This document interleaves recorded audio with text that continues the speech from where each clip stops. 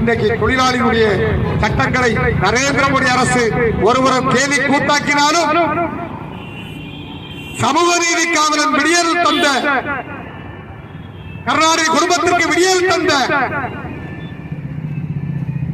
திமுக அமைச்சர்களுக்கு விடியல் தந்த திமுக எம்எல்ஏ எம்பிக்களுக்கு விடுதலை தந்த திமுக கவுன்சிலர்களுக்கும் மேயர்களுக்கும் சேர்மன்களுக்கும் விடியல் தந்த திமுக வட்டச் செயலாளர்கள் முதல் அனைத்து திருடர்களுக்கும் விடியல் தந்த நமது விடியலின் விடிவள்ளி முத்துவேல் கருணாநிதி ஸ்டாலின் அவர்கள் நரேந்திர மோடி அரசு கூட தொழிலாளி சட்டம் 8 மணி நேர வேலை சட்டத்தை கேலி கூத்தாக்கவில்லை. உலகத்தில் ட்ரம்ப் கூட தொழிலாளி வர்க்கத்தினுடைய 8 மணி நேர சட்டத்தை கேலி கூத்தாக்கவில்லை. 1886 ஆண்டு அமெரிக்கா சிகாகோ நகரில் 8 மணி நேர வேலைக்காக போராடி பெற்ற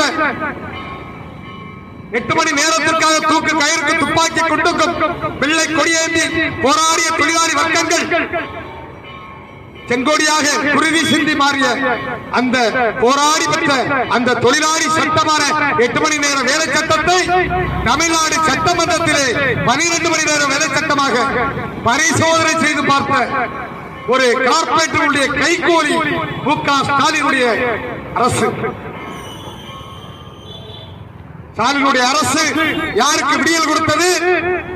அவர்களுடைய குடும்பத்தாருக்கும் அவர்களுடைய கட்சிக்காரர்களுக்கும் கார்ப்பரேட் கம்பெனிகளுக்கும். சாம்சங் கம்பெனிக்காக சிஐடி தொழிலாளிகள் படுகாயப்படுத்தினார்கள், சிறையில் அடைத்தார்கள்.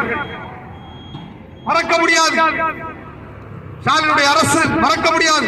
வேங்க வயலில் மலங்கலந்த உடன் அவர்கள் யார் இதை கண்டுபிடித்து எங்கள் குடிதண்ணீர் மலங்கலந்திருக்கின்ற சொன்னாலும் அவன் மேலே வழக்கு தொடர்கிறார். எதிர்த்து பேசினால் பொய் வழக்கு போடுவது. ஸ்டாலினுடைய அரசு அப்படி நடந்து கொண்டிருக்கின்றது. நான் கேட்கின்றேன், திமுக அரசில் எந்த துறை நல்ல நிலையில் இருந்தது? எந்த துறை நல்ல நிலையில் இருக்கிறது? சொல்லுங்கள். காவல்துறையுடைய அமைச்சராக இருக்கின்றார் மு.க. ஸ்டாலின் அவர்கள், தமிழ்நாட்டின் முதலமைச்சர்.